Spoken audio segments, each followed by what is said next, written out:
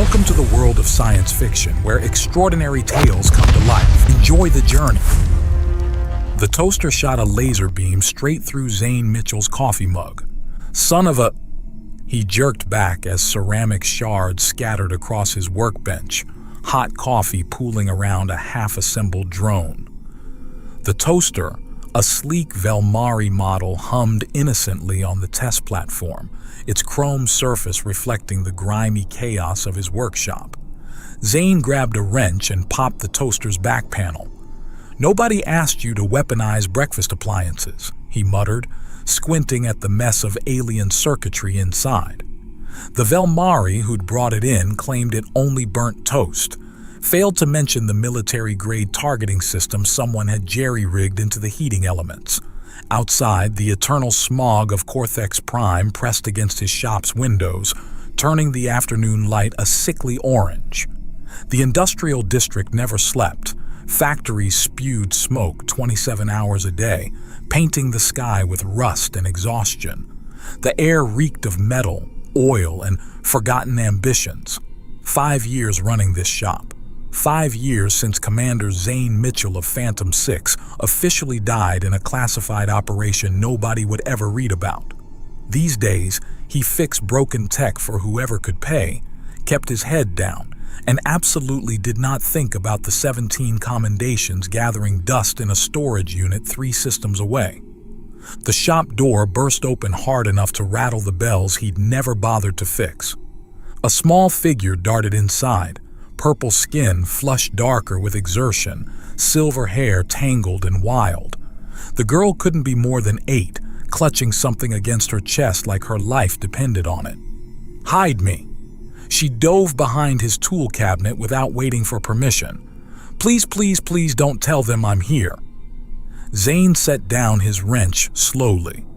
20 years of tactical training kicked in, exits mapped, potential weapons cataloged, threat assessment running. But this was a kid, a Velmari kid, judging by the lavender skin and the way her pointed ears twitched with panic. Them who? He kept working on the toaster, maintaining the appearance of disinterest while watching the door. "The boys from school. They want my Iron Man, and they're bigger than me, and..." Her voice cracked. She peeked around the cabinet, enormous silver eyes wide with worry. "You won't tell, right? Right?" 3 Velmari boys appeared in the doorway, maybe 12 years old, dressed in the crisp uniforms of Stellar Academy, the private school where diplomatic families sent their kids. The leader, all adolescent swagger and too much hair gel, scanned the shop with practiced disdain. "Human," the boy said, like the word tasted bad. "We're looking for a thief." Zane didn't look up from the toaster. "Don't see any thieves, just broken appliances and bad attitudes.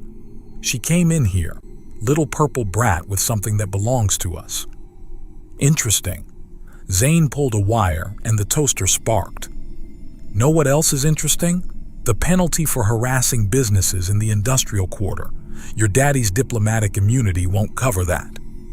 The boy's face flushed deeper purple. "You don't know who my father is." "Don't care either."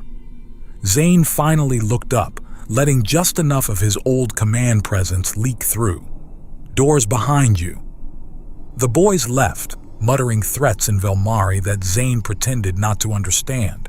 He'd learned 12 languages during his service, though nobody here needed to know that. The girl crept out from behind the cabinet, still clutching her prize, a battered Iron Man action figure, the paint worn off from handling. "They gone?" "Yeah, kid, they're gone." She climbed onto his spare stool with the unconscious confidence of someone used to being welcomed everywhere. Up close, he could see the quality of her clothes, expensive fabric that shifted color with movement, shoes that probably cost more than his monthly rent. "I'm Rhea," she announced, setting Iron Man carefully on the workbench. "You're the Earth human who fixes everything." "Zane? And I fix things that are broken, not everything." "Same thing." She swung her legs, studying his workshop with frank curiosity. "Why is it so messy?" "Organized chaos. I know where everything is." "No, you don't. there's a sandwich under that box." Zane lifted the box. 3-day-old sandwich, growing something that might achieve sentience soon. "That's an experiment." Rhea giggled, a bright sound in the dingy space. "You're funny. Not like the other humans at the embassy. They're all—" She made a serious face, puffing out her chest. "Protocol this and regulation that." "Embassy?" Zane pulled the sandwich out with tongs, dropping it in the trash. "Your parents work there." "My mom does. Stellar Dynamics. She has meetings forever and ever." Rhea picked up a screwdriver, turning it over in her small hands. "That's why I snuck out. To get this." She patted Iron Man proudly. "The comic store had the vintage one, from Earth, but those boys said humans shouldn't sell to us and tried to take him." "Bullies are the same everywhere," Zane said, returning to the toaster. "Human Velmari doesn't matter. Small minds and smaller hearts." "Is that why you left Earth? Bullies?" The question hit closer than she could know. "Something like that." Rhea went quiet, watching him work. After a moment, she set down the screwdriver and held out her hand toward the action figure. Her forehead creased with concentration. The toy wobbled, shifted maybe half an inch. "I can do things," she whispered, like sharing a secret. "Move stuff without touching. Mom says it'll get stronger when I'm older, but right now I can barely lift a spoon." "Telekinesis," Zane said, keeping his voice neutral. He'd seen Velmari soldiers flip tanks with their minds, but apparently the ability developed late. "That's pretty cool." "You think so?" Her whole face lit up. "Mom says I shouldn't show humans because they might be scared, but you're not scared, are you?" "Kid, I've seen scarier things than a little girl who can wiggle toys." "Like what?" "Like this toaster when it's angry." He disconnected the targeting system, and the toaster immediately shot another laser, scorching a line across his ceiling. "See?" Rhea laughed so hard she nearly fell off the stool. "Toasters can't be angry." "This one holds grudges. Last week it burned the outline of a middle finger into someone's bread." "What's a middle finger mean?" "Ask your mom when you're older." They settled into comfortable silence. Rhea hummed something, probably a Velmari children's song, while Zane worked. She reminded him of his nephew back on Earth, that same mix of curiosity and confidence that came from being loved and protected. The thought made his chest tight. His nephew would be 13 now, probably didn't even remember Uncle Zane, who disappeared when he was 8, Rhea's age. "My dad died," Rhea said suddenly, still playing with Iron Man. "Last year. In an accident." Zane's hand stilled on the toaster. "I'm sorry." "Mom cries sometimes when she thinks I'm asleep, but I don't cry anymore. Iron Man doesn't cry." "Even Iron Man cried sometimes," Zane said carefully. "When someone he loved got hurt. It's okay to be sad." "Were you sad when you left Earth?" Too perceptive by half, this kid. "Yeah. Still am sometimes. But you can't go back." "No." "Why?" "Because officially he was dead.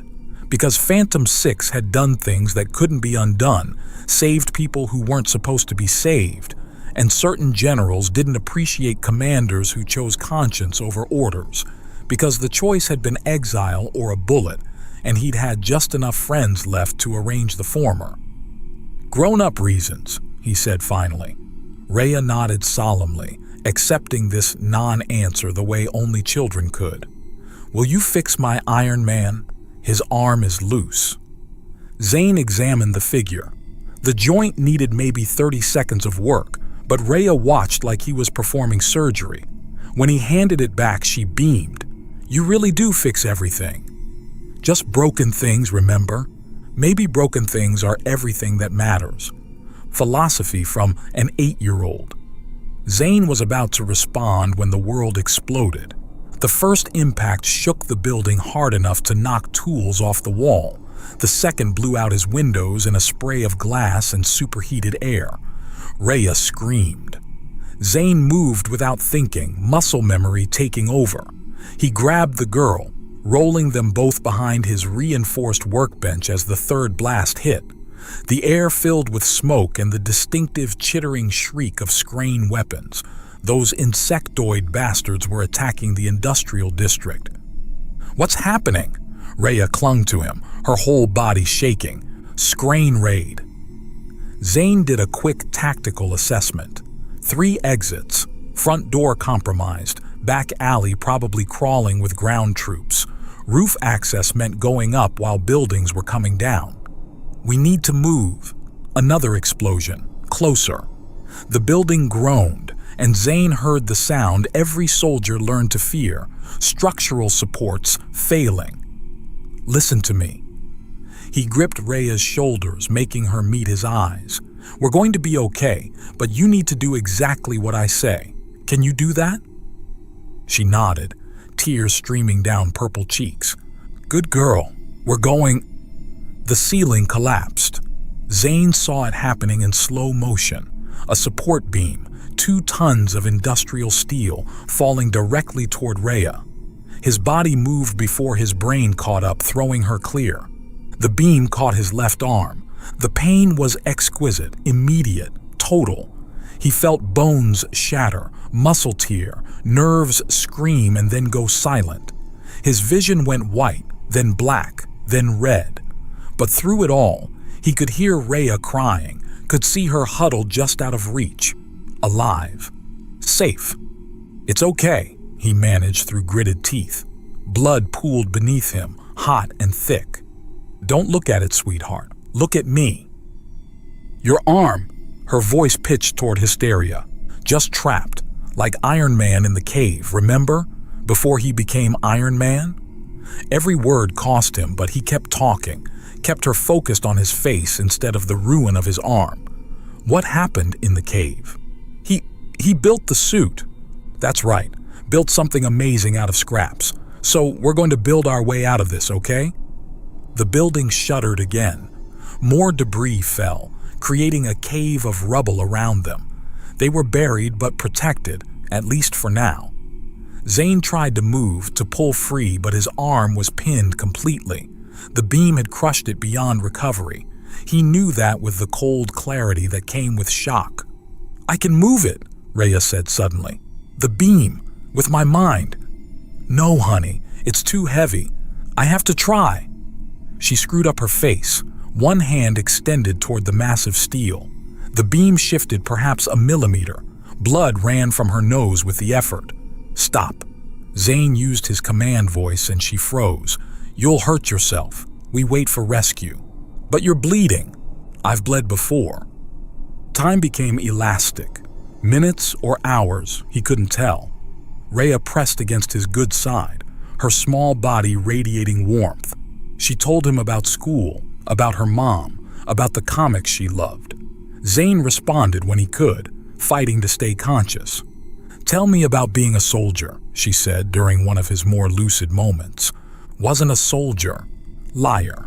You move like the embassy guards but better, and you knew what Scrane weapons sounded like." "Observant little thing. Mom says I noticed too much." She paused. "Were you a hero? Like Iron Man?"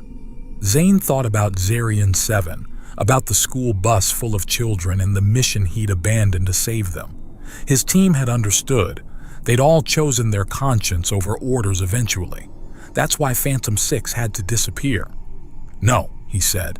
"Heroes don't let little girls get hurt." "You saved me." "Not enough." Rhea snuggled closer, and he felt her trying to use her telekinesis again, just tiny attempts to shift the beam. Each effort drained her more, but she wouldn't stop. "Hey," he said, "what do you call a Velmari who can't use telekinesis?" "What?" "Normal on Earth." She giggle-sniffled. "That's terrible.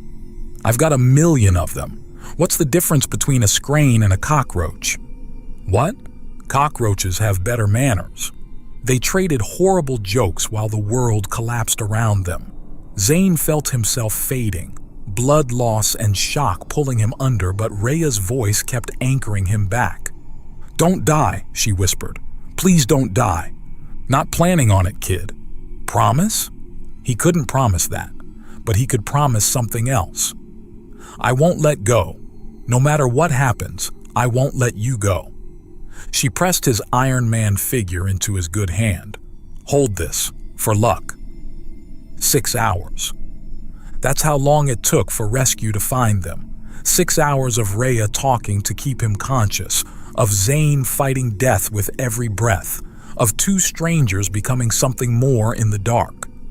When the rescuers finally pulled the beam away, Zane's left arm came with it, severed just below the shoulder, crushed beyond recognition. But his right arm still held Rhea tight, and she still held Iron Man, and somehow they were both alive. "See?" Zane mumbled as the medics loaded him onto a stretcher. "Told you we'd build our way out." Rhea refused to let go of his good hand, her tears falling on their joined fingers. "You're a hero, even if you don't think so." The sedatives kicked in before he could argue, pulling him into darkness.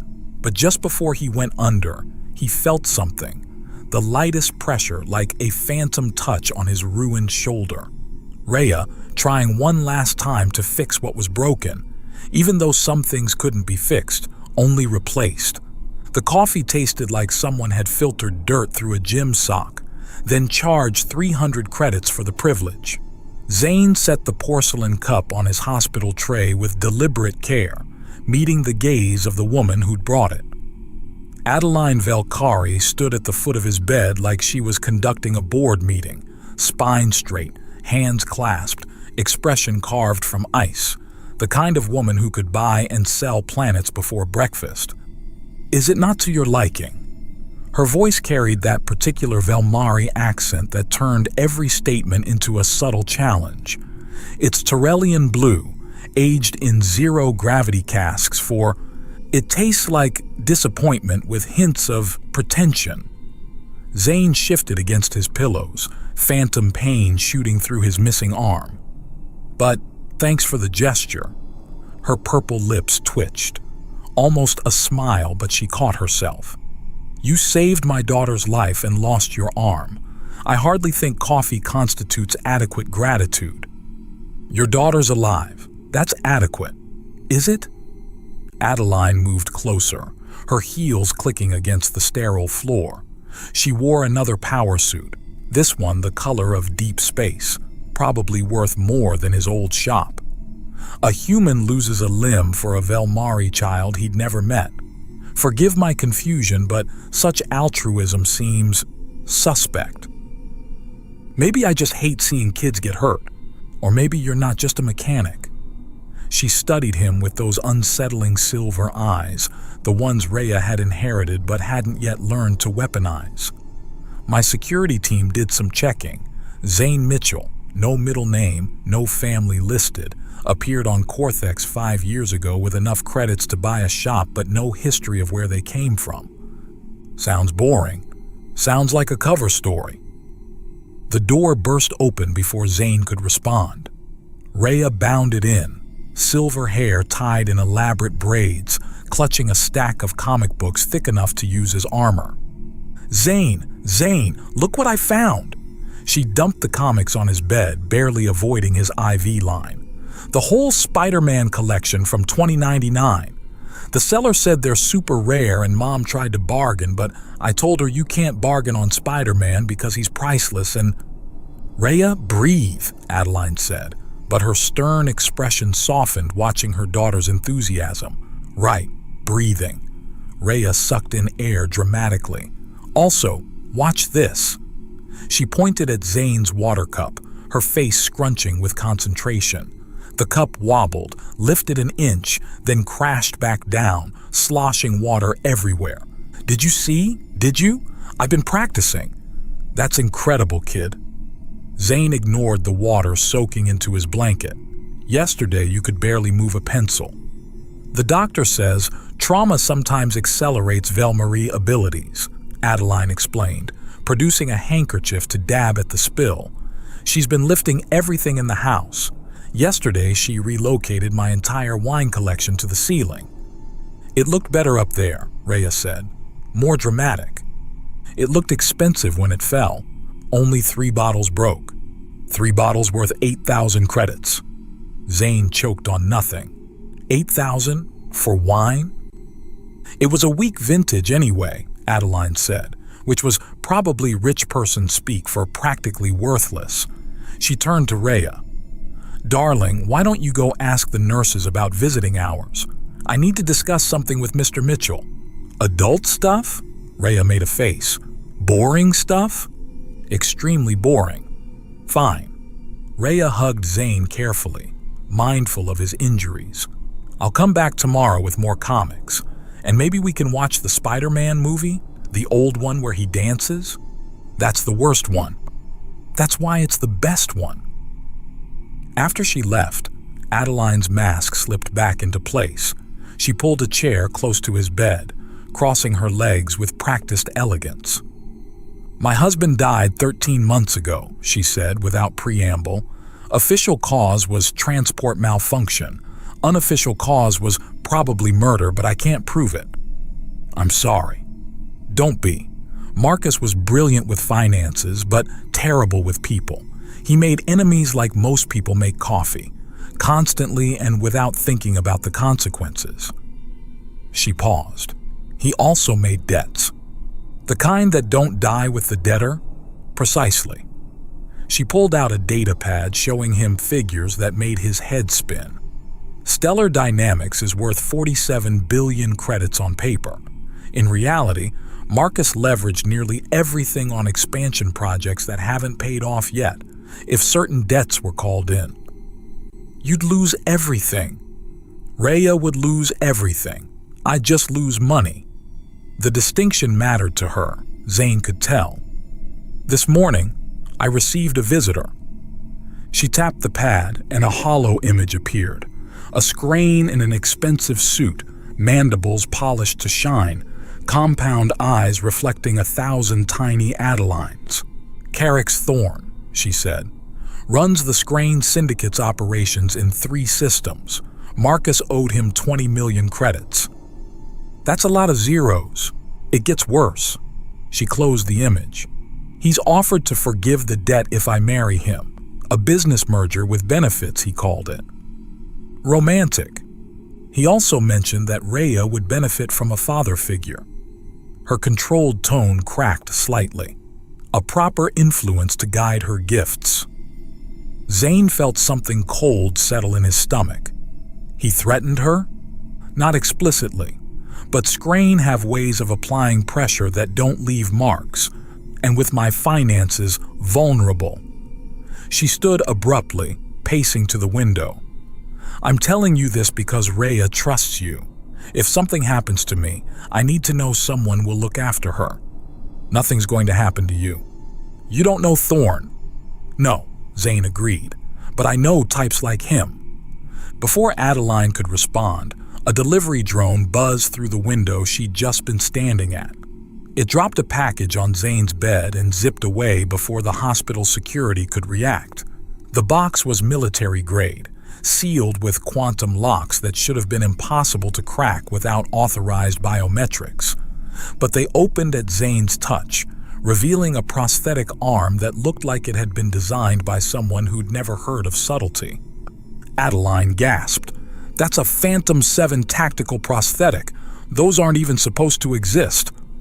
Probably a knockoff, Zane lied, reading the note tucked inside. Boss still has 2 arms.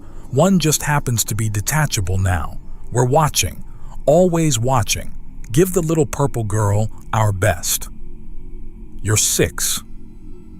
He memorized the words, then held the paper to the light streaming through the window. The heat-reactive ink combusted, leaving only ash. Did that paper just self-destruct? Adeline asked. Cheap Cortex paper, highly flammable.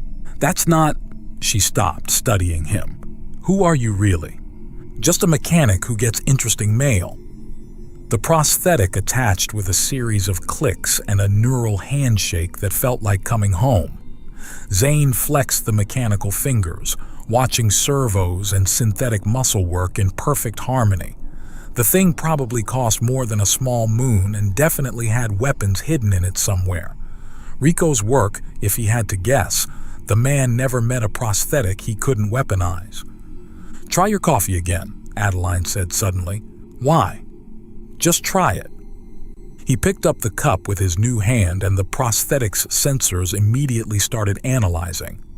Chemical composition, temperature, origin, even a toxin scan that came back clean except for what qualified as criminal overpricing.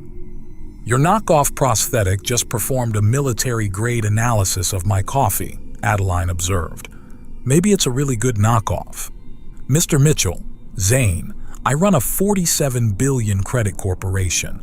I negotiate with politicians, criminals, and worse, lawyers. I know when someone's lying to me." "Then you know I'm lying for a good reason." She sat back down, closer this time. Close enough that he could smell her perfume, something that probably cost more than his monthly rent but somehow reminded him of rain on steel. 3 days, she said quietly.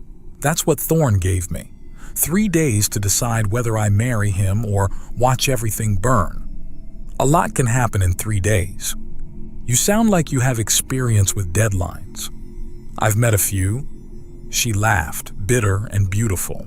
"My husband is dead. My daughter nearly died. I'm being blackmailed by a giant insect, and I'm sitting here talking to a mysterious human who gets military hardware delivered by drone. My life has become one of those Earth movies I pretend I don't watch." "Which ones do you watch?" "The terrible ones. Romance and explosions and plots that make no sense." She covered her face with her hands. "Last week I watched something called Die Hard 4 times. Christmas movie or action movie?" "Both, obviously." She peeked through her fingers. "You've seen it?" "It's a classic.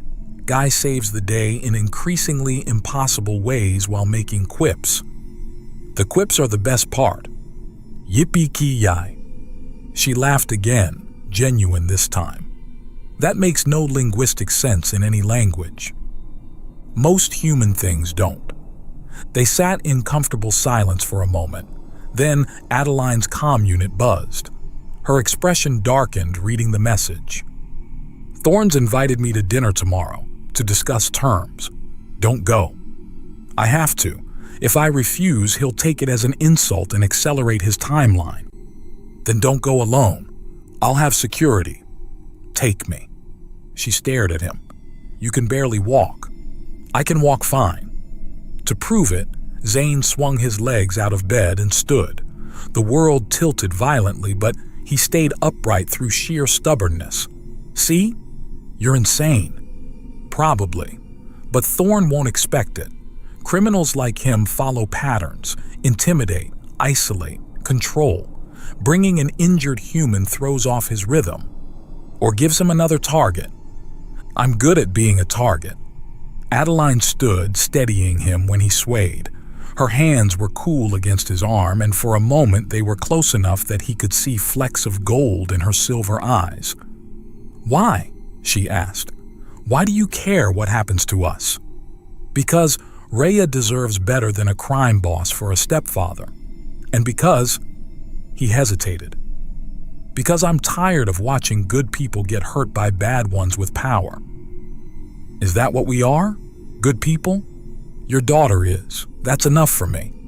Something shifted in her expression. She didn't step back. "I should go," she said without moving. "Rhea will wonder where I am." "Tell her I said hi." "Tell her yourself. She'll be back tomorrow at dawn with more comics and probably breakfast." "Let me guess. Something worth 1,000 credits that tastes like cardboard?" 2,000, and it tastes like artisanal cardboard. She did step back then, smoothing her suit and rebuilding her walls. But at the door she paused. "That prosthetic has weapons in it, doesn't it?" "Probably." "Good." She glanced back. "Wear something nice to dinner tomorrow. Thorne appreciates proper presentation before he threatens people." "I'll wear my best hospital gown." "You're impossible." "That's what they tell me." After she left, Zane sank back onto the bed and properly examined his new arm. Rico had outdone himself. Hidden blades, projectile launcher, even what looked like a plasma cutter in the index finger. The thing was less prosthetic and more Swiss Army knife of destruction. His comm unit, the encrypted one he wasn't supposed to have, chirped. "Boss," Rico's voice, clear despite the scrambling. "You get our care package?" Subtle as always. Subtle's overrated. Heard you're playing bodyguard for some purple princess. It's complicated. It always is with you. A pause. We did some digging on this Thorn character. Bad news wrapped in worse news. He's got connections all the way up to the sector governor. How deep? Deep enough that if he disappears, questions get asked by people with badges. So we can't just throw him out an airlock? Not unless you want to blow what's left of your cover. But boss, Rico's voice went serious. There's chatter about the kid. Thorn's got buyers interested in Velmari with telekinetic potential.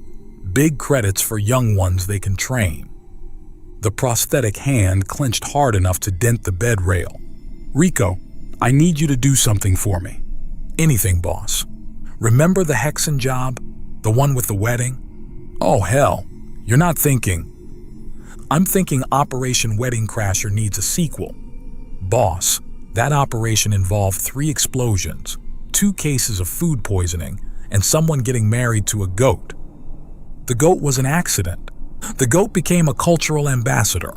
Just get the team in position, quiet-like. When has anything we've done ever been quiet? But Rico was already moving. Zane could hear it in his voice. What do you need? Eyes on Thorn, patterns, security, weaknesses. And Rico. Yeah? Dust off my tux, the one with the armor weave. You hate that tux. I hate a lot of things. Doesn't mean they're not useful. After Rico signed off, Zane tested the prosthetic's range of motion. Every servo purred like it was happy to be useful. He thought about Adeline's question. Why did he care? The truth was complicated. It always was. But at its core, it was simple. He'd once failed to save people who mattered. His whole team had paid for his conscience, scattered to the wind, living in shadows. He couldn't fix that. But he could fix this. His hospital door opened again. Rhea poked her head in, silver hair escaping from her braids. Mom said you were sleeping, but you're not sleeping, so can I come in? Sure, kid. She bounced over, then stopped, staring at his new arm. Whoa, is that a robot arm? Does it shoot lasers? Can it transform? Is it like Winter Soldier's arm? It's like Winter Soldier's arm, but cooler. Impossible. Nothing's cooler than Winter Soldier's arm. This one has a cup holder. Really? No, but it should. She laughed, climbing carefully onto his bed. Mom's worried. She keeps looking at her phone and frowning. Your mom's tough. She'll be okay. She likes you. Rhea said it matter-of-factly, the way kids announced truths adults spent years denying. She put on perfume before coming here. She only does that for important people. I'm not important. You saved me. That makes you the most important. Zane felt something crack in his chest. Some wall he'd built 5 years ago when he'd walked away from everything. Hey, Rhea said, want to see something cool? Before he could answer, she pointed at all the comics on his bed. They rose into the air, spinning in a slow orbit around them. Her nose started bleeding from the effort, but she was grinning. I'm getting stronger, she said proudly. Maybe one day I'll be strong enough to throw bad guys around like Jean Grey. Maybe, Zane agreed, handing her a tissue. But remember what Uncle Ben said. With great power comes great responsibility. That, and also don't throw people around unless they really deserve it. Did Uncle Ben say that? He would have if he'd thought of it. They sat together, reading comics while the afternoon light faded. Outside, Cortex Prime's factories continued their eternal smoke song. Somewhere in the city, Carax Thorn was planning his next move, probably involving threats and violence and all the things insects did when they wanted something. But in this room, right now, A little girl with purple skin was explaining why Spider-Man's web shooters were scientifically impossible, and a broken soldier with a weaponized arm was content to listen. Tomorrow would bring dinner with a crime boss, threats to navigate, and probably violence. But today had brought something else. Today had brought family. The restaurant smelled like money and bad decisions. Zane adjusted his borrowed suit. Rico had somehow procured it within hours, though it pulled tight across his shoulders where the prosthetic attached. Beside him, Adeline sat rigid as steel, her evening dress a masterpiece of dark purple fabric that probably cost more than most people's homes. Her fingers drummed against her clutch in a pattern he recognized, nervous energy desperate for an outlet. Carax Thorn waited at the corner table, his compound eyes reflecting the candlelight in 1,000 fractured images.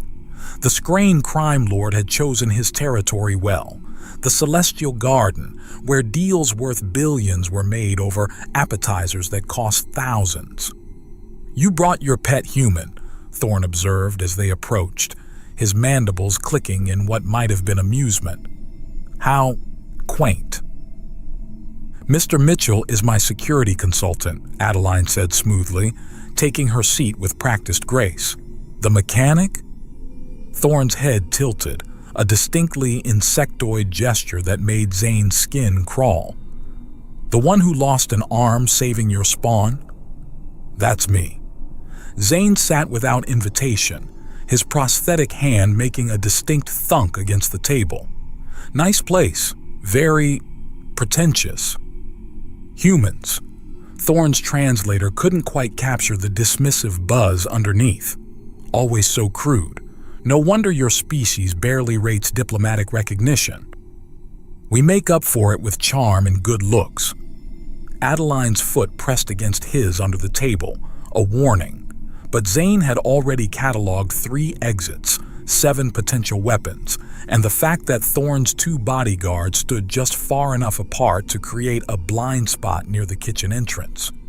"Shall we discuss terms?" Thorn signaled the waiter, who appeared with wine that sparkled like liquid starlight. "The marriage contract is quite generous. Adeline maintains 40% ownership of Stellar Dynamics. Your daughter receives the best education credits can buy. Everyone wins." "Everyone except my daughter, who gets you as a stepfather," Adeline said. "She'll adapt. Children are remarkably malleable." The way he said it made Zane's prosthetic fingers curl. The servos whirred loud enough that Thorn's guards shifted position. "Speaking of the child," Thorn continued, "where is she tonight?" "Safe," Adeline said. "From me, I'm hurt." Thorn's mandibles spread in what he probably thought was a smile. "We'll be family soon. She should learn to trust her new father." Zane's encrypted comm buzzed against his ribs. Once for danger, twice for all clear, 3 times for 3 buzzes. "Rhea." He stood smoothly. "Excuse me, human bladder. Very inefficient design." Thorn waved dismissively, already turning back to Adeline with contractual details. Zane walked calmly to the restroom, then slipped out the service entrance instead. Rhea crouched behind a delivery truck in the alley, still wearing her pajamas under a coat 3 sizes too big. "Kid, what the hell? I snuck out." She bounced on her toes, proud of herself. "Mom's guard was sleeping and I used my telekinesis to unlock the door and—" "Rhea, this is dangerous." "I heard what Mom said about the bug man, about marrying him." Her silver eyes went wide with panic. "She can't marry him. He smells weird and his eyes are creepy and he called me a spawn." "How did you—" "I maybe possibly definitely hacked Mom's comm unit to listen." "You're 8. 8 3/4. Footsteps echoed from the alley entrance. Zane pushed Rhea behind him as one of Thorn's guards appeared, chittering into a communicator. "Found the larva," the guard announced. "And the human." "Larva?" Rhea peeked around Zane's leg. "I'm not a baby bug." More guards materialized from shadows, 5 total, moving to surround them. Zane's prosthetic hand shifted, weapon systems coming online, but 5-to-1 odds with a kid to protect. New terms, Thorne's voice crackled through the lead guard's comm. Bring the child inside. Let her mother see what happens when she brings uninvited guests to dinner. The guard reached for Rhea. Zane's prosthetic caught the insectoid's wrist, servos whining as they crushed through chitin. Don't touch her! The other guards raised weapons. Zane calculated angles, distances, the likelihood of keeping Rhea safe through a firefight. The odds weren't good. I can help, Rhea whispered, her small hand finding his. I've been practicing. This isn't practice, kid. The guards opened fire. Zane moved on instinct, spinning to shield Rhea with his body, but the energy bolt stopped mid-air, hanging like frozen rain. Rhea stood with both hands extended, nose bleeding, her whole body shaking with effort. Can't hold long. Zane didn't waste the opportunity. His prosthetic hand deployed a flash bang that sent the guards reeling. He scooped up Rhea and ran, her telekinetic shield failing just as they turned the corner. That was amazing, kid. Feel sick. She went limp in his arms. Zane's comm exploded with Rico's voice. Boss, Thorne just accelerated the timeline. Wedding's tomorrow, not voluntary anymore. He's got Adeline. Define got. Contract signed under duress. Building surrounded by Scrain. We count 40 hostiles, maybe more. Get everyone in position. Already moving. But boss, if we blow cover, then we blow it loud. The night before the wedding, Zane stood on the balcony of the safe house Rico had arranged. The city spread below, factories still belching smoke, the elite district glowing like false stars. Couldn't sleep either? Adeline stepped onto the balcony, wrapped in a silk robe that did nothing to hide her exhaustion, or her beauty, if Zane was being honest. Your daughter snores, he said. Sounds like a tiny engine trying to start. She gets that from her father.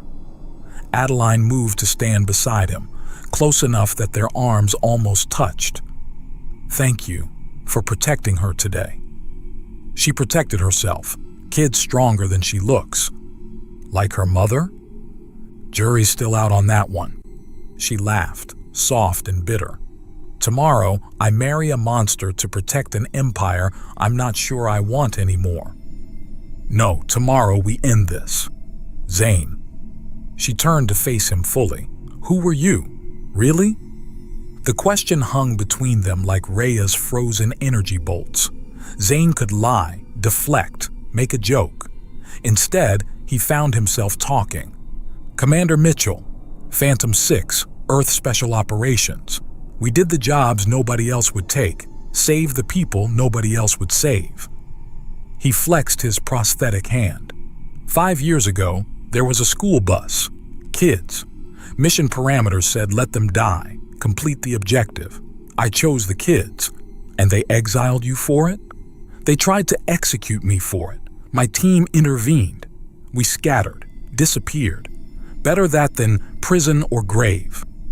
Adeline's hand found his, the flesh one, not the weapon. You gave up everything to save children you didn't know. Seemed like the right thing at the time. And now, saving us? Still seems right. She rose on her toes, and for a moment Zane thought she might kiss him. Then a small voice from the doorway. Are you gonna kiss? Because that's gross, but also maybe nice. Rhea stood there in oversized pajamas, rubbing her eyes. Nightmare? Adeline asked, the moment broken, but something warm remaining. Yeah, the bug man had a crown made of candy, but it was poison candy. That's very specific, Zane said. My brain is weird. The best ones are. They went inside together, Rhea between them on the couch, and watched old Earth movies until dawn. Nobody mentioned tomorrow. Nobody mentioned the fear. They just existed, 3 broken pieces that somehow fit together. The wedding venue was a converted factory. all industrial steel and uncomfortable chairs. Thorn had chosen it for security. One way in, no windows, walls thick enough to muffle screams. Adeline stood at the altar in white that looked like surrender. Rhea fidgeted beside her in a purple dress, shooting glares at Thorn that should have set him on fire. "Dearly beloved," the officiant began, his voice shaking. Even he knew this was wrong. Zane watched from the back, his tactical suit hidden under a server's uniform. Around the room, his team was in position. Rico behind the bar, Cole and Mason as guards, Davies in the kitchen, Park running surveillance from a catering van outside. "If anyone objects to this union," the officiant continued, "speak now or—" "Yeah, I object." Zane strode down the aisle, shedding the server's disguise to reveal military-grade tactical gear. His prosthetic hand deployed every weapon simultaneously: blades, guns, and yes, even a bottle opener. "I object to the forced marriage, the blackmail, and especially to the color scheme. White and brown? Really?" Thorn's mandibles clicked furiously. "Kill him." "About that." Rico stepped from behind the bar, badge flashing. "Agent Rico Valdez, Interstellar Crime Division. Mr. Thorn, you're under arrest for racketeering, blackmail, and having terrible taste in venues." The room erupted. Thorn's guards went for weapons. Phantom 6 dropped their covers. And in the middle of it all, Rhea stood up on her chair. "This is for trying to be my dad." She lifted the entire wedding cake, 3 tiers of overpriced fondant, and launched it at Thorn's face. It connected with a satisfying splat. "I've been waiting to do that all day." The battle was brief but decisive. Turns out, criminals who rely on intimidation don't fare well against trained special forces. Zane reached Thorn just as the Scrane tried to grab Adeline as a shield. "You know what your problem is?" Zane asked, his prosthetic hand closing around Thorn's throat. "You're predictable." "You can't," Thorn wheezed. "Diplomatic. Immunity." "Revoked," Rico announced cheerfully, slapping restraints on the crime lord. "Turns out the sector governor doesn't like it when you skim from his take. Who knew?" As Thorn was dragged away, still dripping cake, Adeline stood in her ruined wedding dress, looking between Zane and the chaos around them. "You planned all this?" "Most of it. The cake thing was all Rhea." "It was a good cake throw," Rhea said proudly. "I've been practicing with pillows." Adeline laughed, really laughed for the first time since he'd met her. Then she grabbed Zane's tactical vest and pulled him down into a kiss that tasted like freedom and new beginnings and really expensive lipstick. "Ew!" Rhea covered her eyes. "But also, finally, do you know how annoying it's been watching you two make googly eyes at each other?" "We don't make googly eyes," Zane protested. "You totally do," Rico called out, still processing arrested Scrane. "It's disgusting. We've all been talking about it." "You've been watching?" "Boss, we've always been watching. That's literally our job." 1 year later. "Dad, the toaster's being mean again." Zane looked up from the engine he was rebuilding to see Rhea glaring at the infamous weaponized toaster, now a permanent fixture in their new shop. Her telekinesis had grown stronger. She could lift a full-grown human now, though she mostly used it to rearrange furniture when Adeline wasn't looking. "Did you insult its engineering again?" "I just said it was overcomplicated." "You wounded its pride. Apologize." "I'm not apologizing to an appliance." That's exactly the attitude that gets you laser burns. The shop door chimed and Adeline entered, still in her business suit but softer somehow. The past year had been good to her, to all of them. "How's my favorite Chaos family?" "The toaster's in rebellion," Zane reported, pulling her into a kiss. "Still better than your coffee maker. That thing's achieved sentience and chosen violence." That's just how it expresses love. Through burns? It's a complicated relationship. Rhea made exaggerated gagging sounds. You two are worse than the ending of Spider-Man 2. That's a beautiful ending, Adeline protested. It's sappy. You cried. Tears of disgust. Zane's encrypted comm buzzed. Not the emergency signal, just a check-in. Boss, Rico's voice was warm. Just wanted you to know we're always here if you need us. I know. Zane looked at his family. Bizarre, beautiful, and his. But I've got everything I need right here. Sappy, Rico said. Learned from the best. That's fair. Valdez out.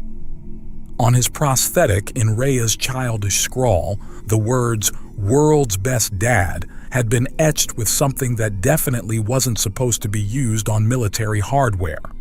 Below it, Adeline had added, "World's Okayest Husband," in elegant script. Hey, Rhea said, successfully levitating the toaster into submission. Can we watch that movie tonight? The one with the explosions? They all have explosions, Adeline pointed out. Exactly. As they bickered about movie choices, Zane realized something. He'd spent 5 years running from his past, hiding from what he'd been. But maybe that had been the point.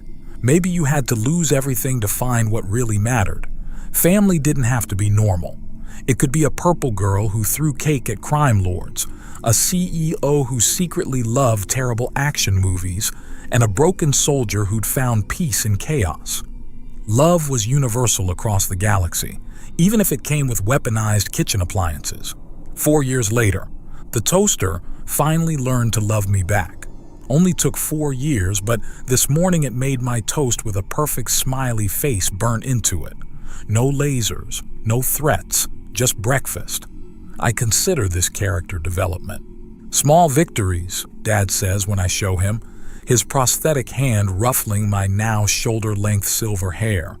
The hand has more scars than before, not from battles, but from my little brother Kai using it as a teething toy when he was a baby. Though I'm pretty sure it's just lulling you into false security. Like you did with Mom? I was completely straightforward with your mother. You literally pretended to be just a mechanic. I was a mechanic, still am. Just happened to also be other things. Mom waddles in, and yes, waddles, though I'll never say it to her face because pregnant Velmari women can throw things with their minds when emotional. At 7 months, she's gorgeous and terrifying in equal measure.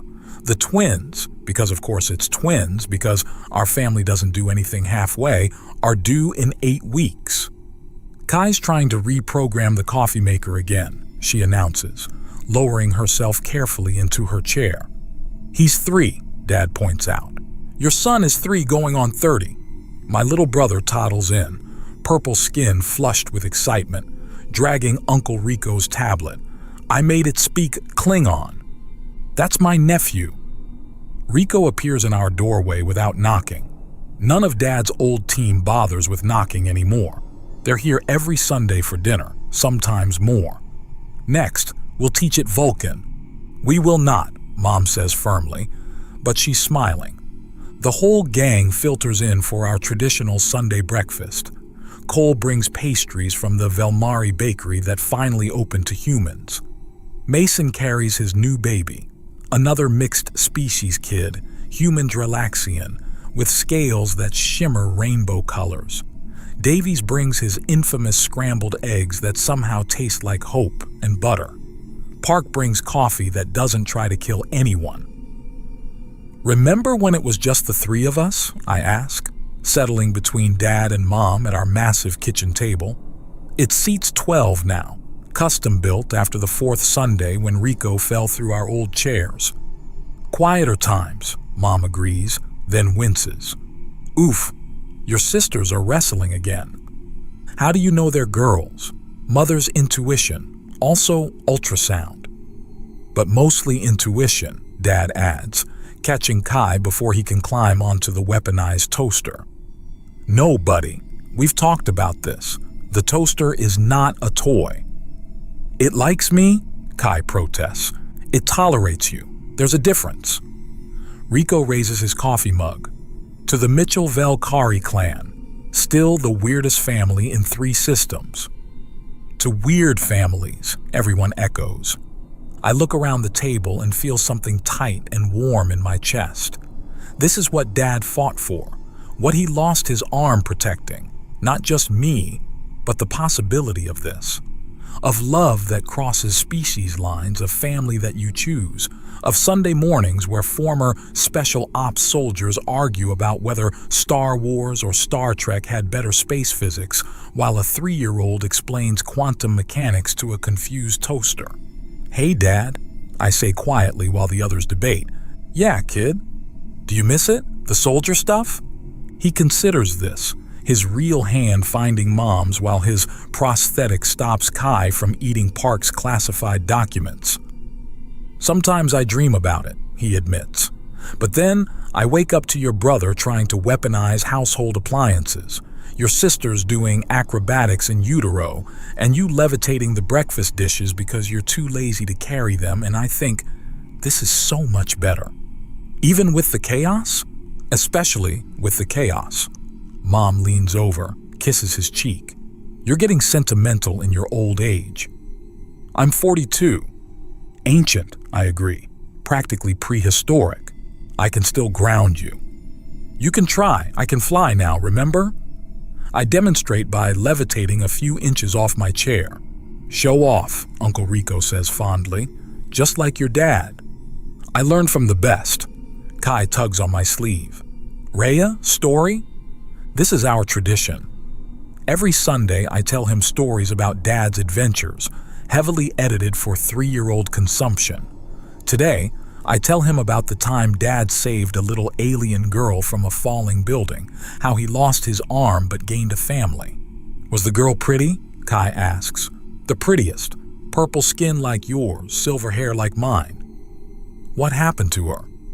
I smile, looking at my ridiculous, beautiful, chaotic family. "She lived happily ever after.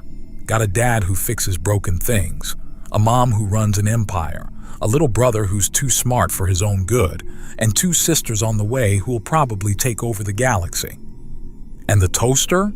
"The toaster learned to love. That's silly. The best stories always are." The morning dissolves into comfortable chaos. Cole and Mason argue about seasoning. Davies tries to teach Park's baby to say helicopter. It comes out as heck copper. Rico shows Kai increasingly inappropriate action movies on his tablet while Mom pretends not to notice. Dad sits back, watching it all with the expression of a man who went looking for peace and found something better, controlled chaos with people he loves. I think about the girl I was 4 years ago, 8 years old and scared, watching my world literally fall apart. I couldn't have imagined this.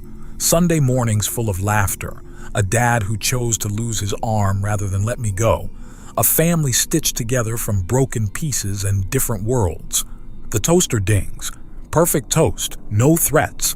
Maybe it really has learned to love. Or maybe, like all of us, it just learned that family means accepting each other's sharp edges, mechanical hearts, and occasional tendency toward violence. "To family," I say quietly, and everyone raises their glasses again. "To family," they echo. Outside, Cortex Prime's factories still pump smoke into the sky. But inside our kitchen, surrounded by former soldiers and current chaos, pregnant mothers and genius toddlers, the air is clear and full of possibilities. The galaxy is vast and sometimes cruel, but love, weird, messy, interspecies love, is universal. Even the toaster agrees.